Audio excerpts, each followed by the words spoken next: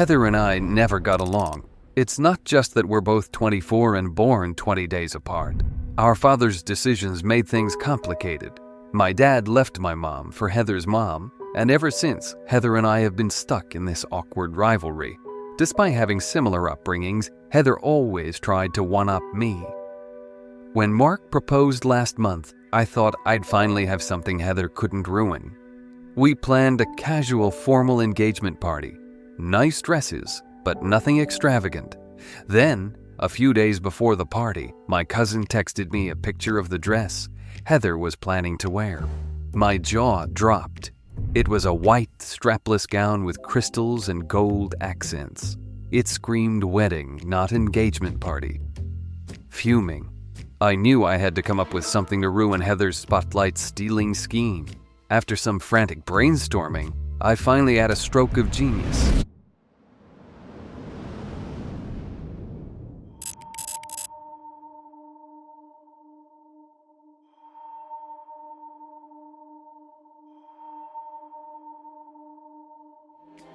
Excited, I quickly texted all the guests with my idea.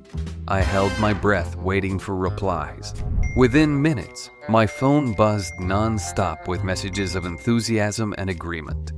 My family, notorious for their love of quirky surprises, jumped on board immediately. Even Mark's more conservative relatives were intrigued and eager to participate. Saturday arrived and the guests are here.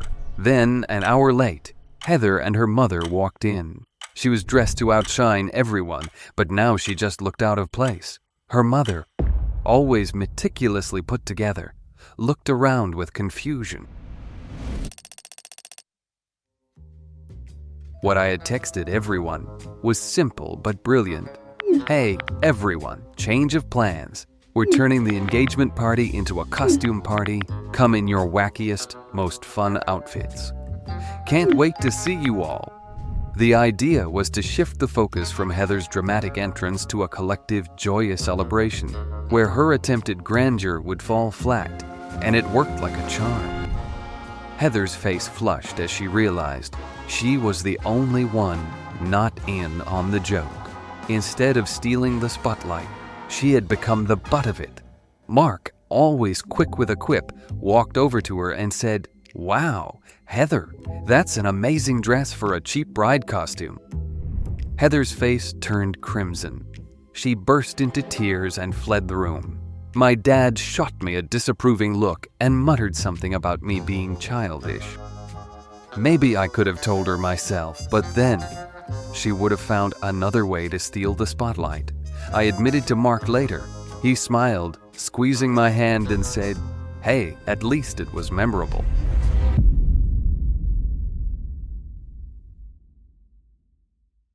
It started as an ordinary day at Los Angeles International Airport. I was just one of many travelers, weaving my way through the throngs of people towards my gate. Then I saw her. She stood out. Not just because she was FaceTiming loudly enough for everyone within a 50-foot radius to hear, but because of her obliviousness to the chaos her dog was causing. There, in the middle of the bustling terminal, her dog was doing its business. She didn't notice or didn't care, lost in her digital conversation. A gentleman nearby tried to get her attention, his voice polite but firm. "Excuse me, miss."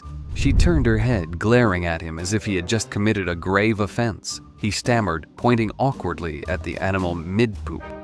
Her response was an exaggerated eye roll before she went back to her call, leaving the poor man looking both embarrassed and helpless. Then she declared loudly into her phone, "Some people are just so damn rude." The hypocrisy was almost too much to bear.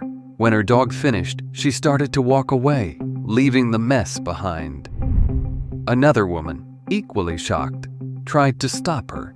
"You're not going to clean that up?" she asked, her voice a mix of incredulity and frustration. "They have people for that," the woman replied, her voice dripping with disdain as she melded back into the crowd, still yelling into her phone. I couldn't believe what I had witnessed. It wasn't just the act itself. but the complete lack of responsibility, the utter disregard for everyone around her. As she walked away, I stationed myself near the pile, warning others to avoid it while someone else fetched a maintenance worker. The terminal was buzzing with silent outrage, everyone too stunned to voice their dismay. Shaking my head, I continued my journey to the gate, my mind still reeling from the sheer audacity of the woman. Ladies and gentlemen, may I have your attention, please? I tried to put it behind me, focusing instead on my upcoming trip to Tokyo. When I finally reached my gate, I settled into a chair, glad for a moment of peace. I pulled out my book, eager to lose myself in its pages and forget the incident. As I read, the ambient noise of the terminal gradually faded into the background. That is, until I heard it. The unmistakable grating sound of loud public FaceTiming. No, it couldn't be, but there she was, the same woman, now arguing with the gate agent, her dog barking incessantly at her feet. I almost dropped my book in shock. Of all the gates in this vast airport, we were both at the same one. Fantastic. Just what I needed. As I sat there, watching her move from FaceTiming to listening to music without headphones, my frustration grew. While most people tried to ignore her, choosing to sit as far away from her as possible, I decided to do the opposite. With a deep breath, I sat down right next to her. "Are you going to London on business?" I asked, pretending to be friendly. She glanced at me annoyed and replied, "I'm going to Tokyo." Then I said, feigning surprise, "You better hurry. That flight got moved to gate 53. This is the flight to London." Her eyes widened with panic. Without even checking the monitors, she grabbed her bags and her dog and stormed out of the gate. She was so self-absorbed she didn't notice the monitor still said Tokyo and that most people at the gate were Japanese.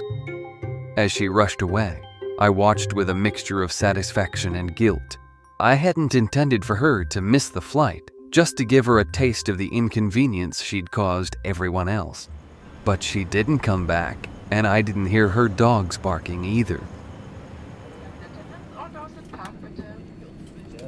The flight was peaceful, devoid of her obnoxious presence. As we soared over the Pacific, I couldn't help but reflect on what had transpired. Part of me felt bad. Had I gone too far? I wondered if she managed to rebook on another flight, or if she was now stranded at the airport, cursing everyone but herself for her misfortune. When we landed in Tokyo, I didn't see her. Maybe she had learned a lesson, though I doubted it. People like her rarely change. But at least for one flight, we were free from her rudeness.